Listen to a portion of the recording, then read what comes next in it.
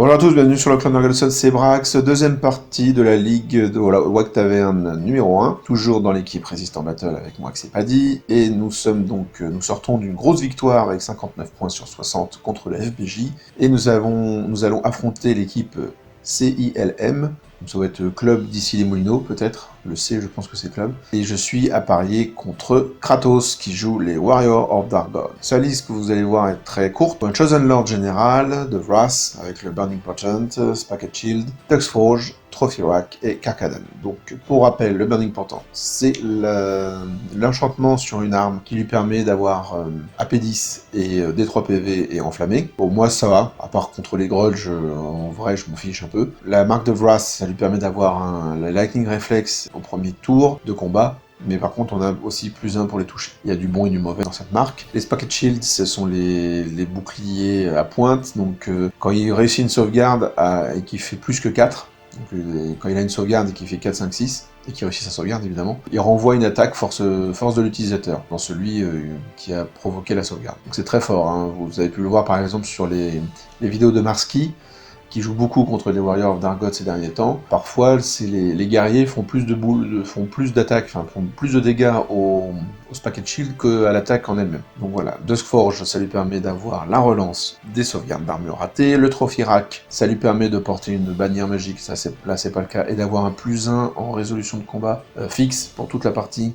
+1 stackable à chaque fois qu'il réussit un duel, me semble-t-il, et ça permet de relancer les tests de panique un peu comme une mini GB en fait, mais la plupart des mecs du chaos le font déjà, via leur armure ou via le fait qu'ils sont des barbares. Et le Karkadan, c'est donc l'ancien Juggernaut d'une bestiole qui a 2 attaques force 5, donc c'est plutôt correct. Un Exalted Herald, donc l'ancien prince démon, un Sorcerer Wizard adepte de l'alchimie avec le Book of Arcane Mastery, qui lui permet d'avoir un +2 pour invoquer son premier sort à chaque phase de magie. Et on finit avec les personnages avec un Barbarian Chief, Supernatural Dexterity et Trophy. En base, il a 20 warriors, état-major complet, marque de l'envie, donc marque de l'envie, il devient Swift Ride, il relance les 1 pour ses charges, et il relance, quand il charge, il relance les 1 pour toucher. 15 warriors, état-major complet, marque de l'envie, 35 barbares, état-major complet, shield. Bon, alors là, vous n'avez pas les coups, mais il y a beaucoup de points en base. Kratos, c'est un tout jeune joueur, jeune au niveau du 9e âge, j'entends. Donc il apprend un peu, hein. Il est voilà, c'est ses premières parties, c'est tout à son honneur de les faire pendant un tournoi. Donc voilà, pour ça il apprendra vite, je pense. Mais c'est sûr que là, vous voyez, la construction de ses bases, même si les bases des Warriors of Dargon sont bonnes, là on dépasse de loin les 900 points minimum. Et il y aurait autre chose à mettre dedans, en fait, hein, qui pourrait être un peu plus ballsy pour son armée. Il y a 4 Chosen Knights, état-major complet Wrath, pour accompagner le Chosen Lord, et 3 Feldrake, champion Period Weapon. Les caractéristiques de notre affrontement, nous sommes sur Uncircle de la table 7, et nous sommes sur Capture the Flag, qui n'est pas le scénar que je préfère au monde, hein. Comme vous le savez, j'ai plein de flags, ils sont 10, c'est 10 petits nains, et voilà. En face, là, les flags, il y a que ça, hein, c'est Warrior of Dargon, c'est un peu comme les nains, toutes leurs unités quasiment, enfin, la plupart de leurs unités sont scoring. L'idée, c'est que là, il n'y a pas vraiment de scoring faible, en termes d'effectifs, à part peut-être les Feldrake, qui sont, on va dire, les plus prenables, entre guillemets, en termes de points de vie, en termes de pool de points de vie par régiment. Toujours il y a en magie pour moi évidemment. L'alchimie il prend le Word of Iron et le Molten Copper. L'Exalted Herald prend 2 de ces manifestations qui lui donneront les sorts Smite the Unbeliever de la thaumaturgie, Mark for Doom et The Grave Call de l'occultisme. Alors je trouve très étrange qu'il n'ait pas choisi de prendre la comète, parce que l'Exalted Herald en fait choisit 2 manifestations parmi 6, me semble-t-il. Chacune lui donne accès à un sort, sauf une qui en donne 2, il donne 2 sorts, Mark for Doom et The Grave Call, mais il faut savoir que n'importe lequel de ces sorts, une fois qu'il a choisi ces 2 manifestations, il peut l'échanger contre Wrath of God, donc la comète, ou le Hellfire. Et je trouve étrange contre une gunline, mais là c'est clairement l'inexpérience de mon adversaire qui fait que il n'a pas choisi la comète, parce que c'est extrêmement fort contre moi, surtout sur flag, où on se doute bien que je vais pas aller m'étaler pour me faire charger dans tous les côtés, et surtout contre les Warriors of Dargon. Donc bon, ça on va dire que c'est dû à son inexpérience. Toujours pas de grudge.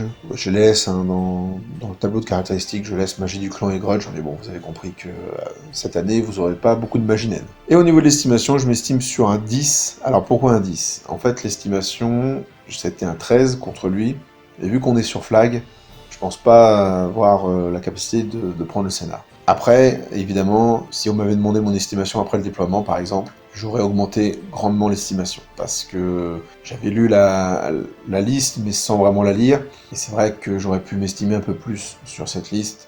Je savais pas que le joueur était tout novice, hein, donc bon, voilà. Mais on va dire que j'ai fait une estimation à 10 qui est un peu timide, quoi, un peu timoré. Le déploiement, bah voilà, donc comme je vous l'ai dit, lui il déploie tout pour commencer, c'est dans son avantage de pas se prendre une phase de tir supplémentaire et puis de pouvoir rusher. Et bah du coup, vu qu'il sait pas comment je vais me déployer, qu'il n'a pas encore l'idée que je vais forcément faire un flanc refusé, donc il s'étale un petit peu. Donc son Herald est tout à gauche, protégé par la colline, même si là vous voyez que ça le protège pas beaucoup, mais vu qu'il joue en premier, il va pouvoir aller se balader. Les 20 guerriers de l'envie, les 35 barbares avec le sorcier dedans, les Karkadan, donc les Chosen Knights avec le seigneur au milieu, les 3 Feldrake de l'autre côté du lac, et les 15 guerriers de l'envie sur la droite.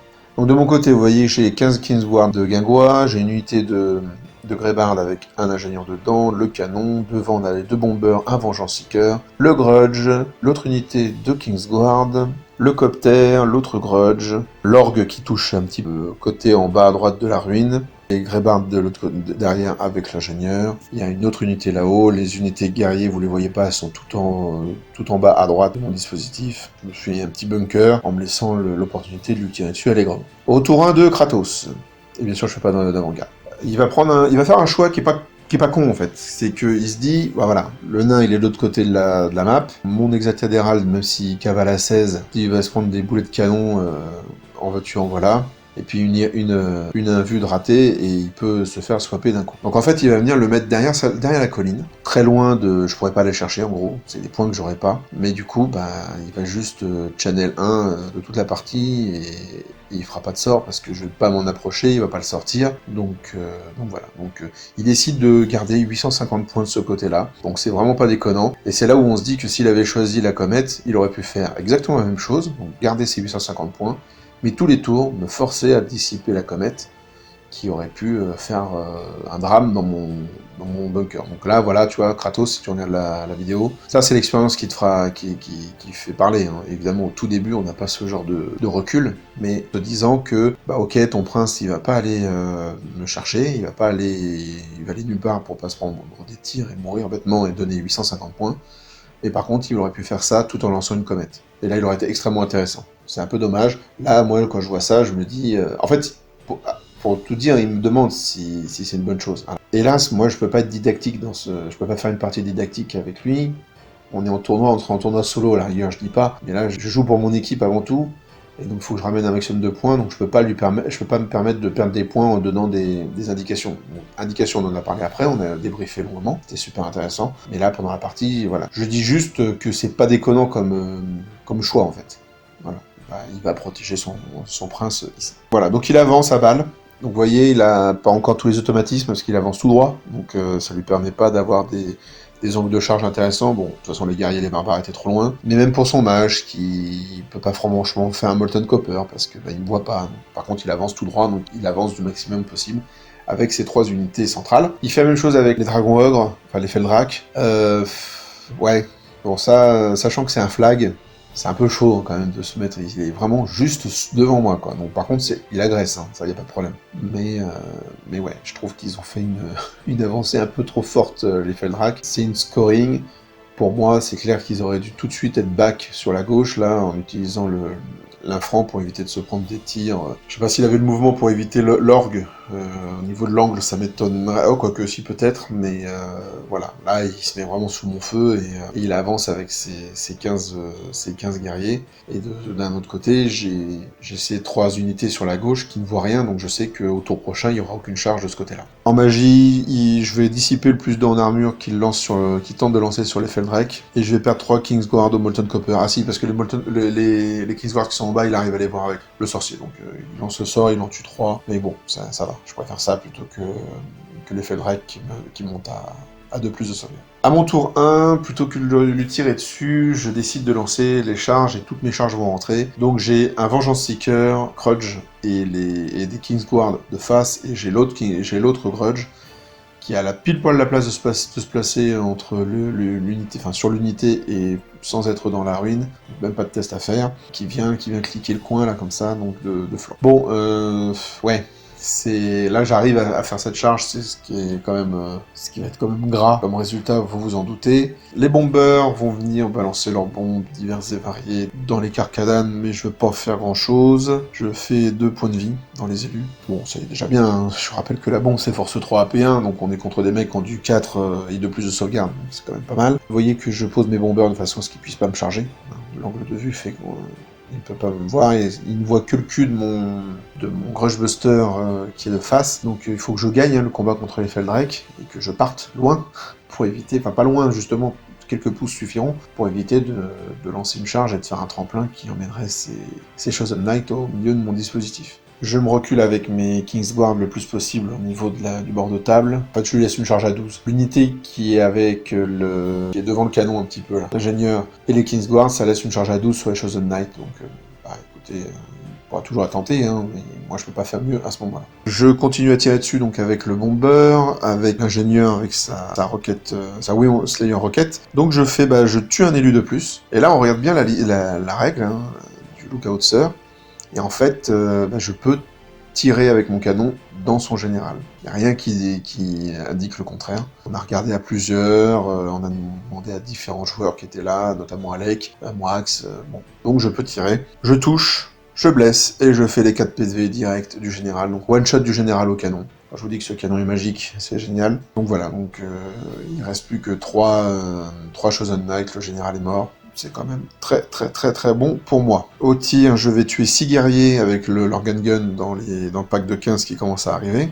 Au niveau du corps à corps, entre les impacts et le Vengeance Seeker, tout ça, ça se passe à l'initiative 10, et je fais 8 points de vie dans les Feldrake, donc c'est un massacre. Et du coup, le survivant va taper, et étrangement, il tape dans le Vengeance Seeker. Alors, en fait, je crois qu'on s'est un peu trompé, enfin, je me suis trompé, parce que je peux pas dire que Kratos s'est trompé, il connaît pas encore ce genre de subtilité et surtout de règles. Normalement, quand on enlève les pertes dans ce genre de corps à corps, il faut rester au contact du maximum d'unités ennemies. Et en fait, on a gardé celui qui est sur la gauche. Parce que, dans l'idée, c'est qu'il touchait le Vengeance Seeker, un Grudge et les Kingsguard, donc pour moi c'était le maximum. Mais à y réfléchir, je me demande si c'est pas le nombre de figurines. Et à ce moment-là, il aurait fallu garder celui du centre et désengager le Vengeance Seeker. Et du coup, il y aurait eu le maximum de Kingsguard au contact. Bon, toujours est-il qu'on garde celui qui est à gauche. Le Grudgebuster de droite se désengage. Et donc il va me faire 2 points de vie dans le Vengeance Seeker. Donc il n'arrivera pas à le tuer. Et j'arrive avec les attaques des nains sur le Grudge et les 3 attaques de Kingsguard que j'arrive à caler. J'arrive à tuer le dernier Feldrake, donc c'est un one-shot des Feldrake. Et je fais partir en iré tout ce beau monde, sauf bien sûr le deuxième Grudge qui se reforme. Alors là aussi, je sais pas s'il avait le droit de se reformer, ce Grudge, en fait. Donc le Vengeance Seeker qui se reforme, puisque lui, il est hors de l'arc de charge des Chosen Knight. C'était surtout, en fait, le Grudge du milieu, là, celui avec les ailes déployées. J'étais obligé de l'envoyer en irrésistible, parce que sinon, comme je disais, ça faisait un tremplin pour les Chosen Knight. J'aurais pu fuir la charge, mais bon, pas envie d'avoir un truc aussi gros comme ça, au milieu de mes lignes, qui fuit, qui va faire des tests de panique à tout le monde, même si c'est relançable partout, c'est du 9 relançable, certes, qu'il y a des grébardes un peu partout pour les faire relancer, mais bon, j'ai préféré y aller là-dedans. Certes, les guerriers peuvent le charger, mais bon, il y full, ce ne sont que des guerriers armes de base. Au tour 2 de Kratos, bon, il n'a pas grand-chose à faire, hein, donc il va charger avec ses guerriers le flanc de mon Grudgebuster, et ils vont arriver à l'impacter. Il avance avec ses Chosen Knight, je me demande s'il a pas chargé, et qu'il a pas raté sa charge, quoi qu'il est bien avancé, donc... Non, je crois qu'il lance sa charge, qui fait un 6, mais il la rate, il n'a pas suffisamment à côté, mais il avance quand même de 6, je sais plus. Bref, ils sont là, il se tourne avec ses barbares vers moi, il continue à avancer avec les guerriers, l'Hérald reste au fond. En magie, il va faire un Molten Copper qui va rater, et il va se mettre un +2 en armure sur ses barbares. De toute façon, je ne vise pas ses barbares, donc je laisse passer, sans souci. Au cac, contre le Grudge, je vais tuer 4 guerriers, et il va me faire 1 point de vie, et on va rester comme on est. Autour d'eux, je vais envoyer dans le flanc des guerriers les Kingsguard, évidemment. Les bombers vont commencer à se rapprocher pour entamer les barbares, mais je vais en tuer que 2, hein, grâce à leur armure, ça se passe plutôt bien. Au tir, comme vous le voyez, j'ai tué un chevalier au canon, j'en tue un autre à l'orgue. C'est compliqué pour lui, je me suis remis avec un de mes grudges pour pouvoir charger le cas échéant. Il y a juste mon petit Vengeance Seeker avec un point de vie qui s'est mis face au Chosen Knight, et derrière il y a les Kingsguard, donc ça devrait plutôt bien se passer pour eux. De ce côté-là, au CAC, je massacre les guerriers entre les grinding attacks, les quelques attaques des Kingsguard, lui il va me rien faire. Il reste que le champion avec un seul point de vie qui va fuir, je vais le poursuivre qu'avec le Grudge Buster, me réfréner avec les Kingsguard, et je vais me replacer, lui il fait une fuite de 8, et je fais un rattrapage de 6, donc je suis derrière lui. On va s'arrêter là en fait. Pourquoi on s'arrête là ? Parce que vous voyez que sur cette photo, il commence à reculer avec les barbares, et il part avec les guerriers, l'Hérald reste dans son coin. À mon tour 3, bien évidemment, je chargerai le champion et je vais le rattraper et le détruire, le champion qui est sur la droite. Et son champion, son Chosen Knight va charger le Vengeance Seeker, il va le tuer et il finira par se faire tuer à la phase de tir. Donc voilà, il a pris un Vengeance Seeker, moi j'ai pris 3 de ses unités, dont une très chère, plus le général, Chelsenar. Lui il peut plus rien faire parce qu'en fait, ouais, il pourrait agresser avec ses barbares, mais ils vont prendre tellement de tirs, ils vont se faire bomber, tirer, rediriger, et ça va être l'horreur. Surtout que moi je peux commencer à m'échapper de l'autre côté de l'infront pour mes petites unités qui me servent entre guillemets à rien. Il y a les Kingsguard qui sont là, enfin bon.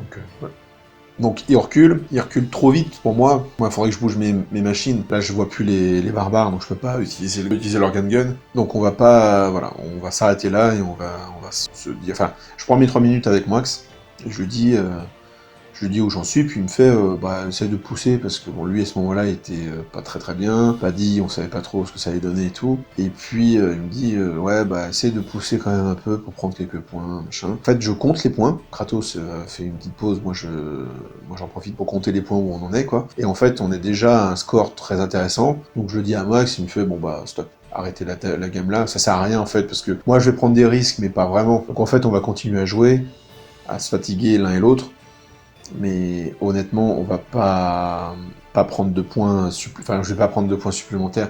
Moi, en magie, j'ai juste un truc à dissiper, c'est le Molten Copper. Et puis, il faut pas que je m'approche trop de l'Hérald, parce qu'il y aura le Grefko, le Mark for Doom, ce genre de choses. Donc, au bout d'un moment, je vais plus pouvoir attaquer ces barbares avec mes tireurs. Et avant d'en tuer 30, c'est à peu près ça, il faut que j'en tue un truc comme 28 pour avoir la moitié des points. La moitié des points des barbares, si vous voulez, c'est pas le truc ultime. Donc, j'aurais pu le faire. Mais là, j'ai accord de mon capitaine pour qu'on arrête, donc voilà, je le propose à Kratos qui me dit ouais, on arrête.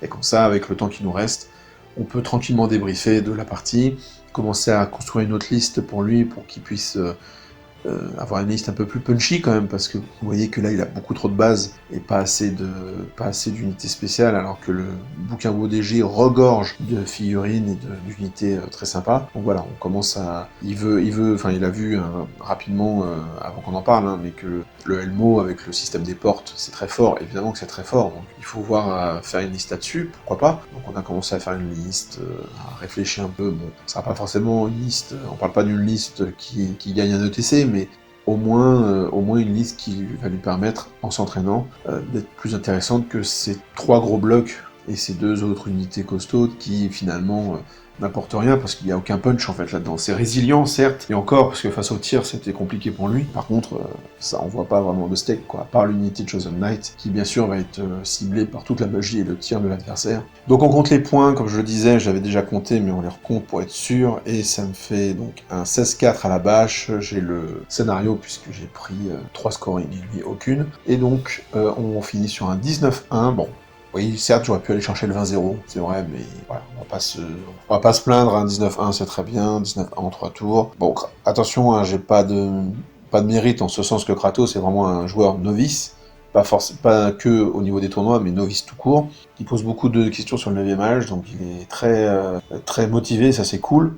Et donc j'espère que les beaux jolis qu'on a faites, qu'il faudra qu'il mette au propre, qu'il mette à jour avec ses figurines, les figurines qu'il a, etc. J'espère que sa liste va lui plaire et qu'il arrivera à faire quelques parties d'ici le prochain tournoi, parce qu'il s'est déjà inscrit au tournoi septembre à la Ligue numéro 2. Donc j'espère qu'il pourra s'entraîner et voir un peu comment fonctionne son armée et prendre du plaisir aussi, parce que on a beau prendre du plaisir à apprendre et à jouer ses figurines, pour l'avoir fait, se faire bâcher tout le temps, au bout d'un moment c'est un peu pénible, quoi. Voilà. Donc une super partie malgré tout en termes d'ambiance, parce que vraiment très sympa, poser plein de questions. Je suis désolé, hein, comme je l'ai dit, si j'aurais été dans un tournoi en solo, j'aurais été beaucoup plus didactique. Bon, j'aurais pas donné la façon, j'aurais pas dit quelle façon il devait faire, quelles actions il devait faire pour me battre, mais par contre j'aurais peut-être conseillé de fais plutôt des roues plutôt qu'avancer tout droit, parce que sinon tu me menaces pas. Regarde bien quand tu choisis tes sorts. Au moment où il choisit ses sorts, je lui aurais pas dit de prendre tel ou tel sort, mais je lui ai dit regarde bien toutes les options que tu peux avoir, etc., parce que c'est... Là par exemple, je vous dis, hein, la même partie, mais avec des comètes potentielles, c'est autre chose, hein, déjà. C'est autre chose. Les Feldrake, bon, c'était...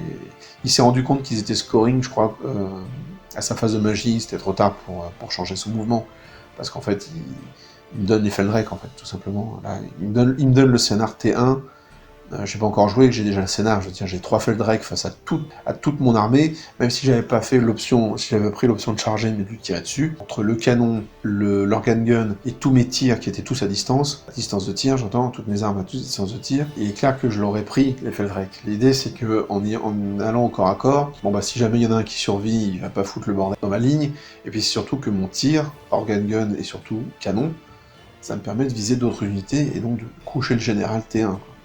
Ça, c'était la partie, bon, de mon côté, voilà, il fallait juste que je me pose 10 secondes à chaque fois pour ne pas prendre une décision trop hâtive. C'est pas parce qu'il y a un truc qui est facile à faire qu'il faut y aller n'importe comment. Il faut bien réfléchir à comment maximiser les options que l'on a. Donc voilà, donc bon, très courte deuxième partie, hein, évidemment, qui finit sur un bon score. C'est plus mitigé pour l'équipe. Moix qui affrontait Odin en Nightborn Elf, Paddy qui était contre le capitaine Michael en Empire of Sunstall, avec notamment 3 packs de 26 flagellants, avec à chaque fois un prêtre stuffé dedans, donc une liste tout en finesse, et donc moi contre Kratos en gros DG, et on se retrouve comme cela, donc Moix qui arrive à arracher le 13 à la fin, je crois qu'il chope le scénar tout à la fin en fait, et sinon ils sont sur un 10-10 à la bâche, donc une bonne partie. Michael, donc Paddy qui dévisse contre Michael et qui perd 4. L'idée c'est que Paddy contre les 3 armées là, il le sentait pas. Il le sentait pas, donc en gros il a été, on va pas dire sacrifié, mais presque, autant qu'on puisse le faire dans un pairing à 3. Tant que d'habitude contre l'Empire il est plutôt mauvais, parce que magie, tir de l'Empire c'est compliqué pour le démon. Mais là, vu que Michael a une liste qui sort des sentiers battus, il y avait moyen d'essayer de faire un truc. Là ça a pas fonctionné malheureusement pour notre jeune démon. Reste qu'on gagne quand même la partie avec un 36, pas de capage, mais on marque quand même 36 points sur les 60 maximum. Donc c'est une petite victoire, mais une victoire quand même malgré tout. Merci de me suivre sur le clan d'Orgelson, j'espère que ça vous plaît toujours autant, et on se retrouve très rapidement pour la 3e et dernière partie de la Ligue WoW Taverne numéro 1. Cette putréfaction sur vous.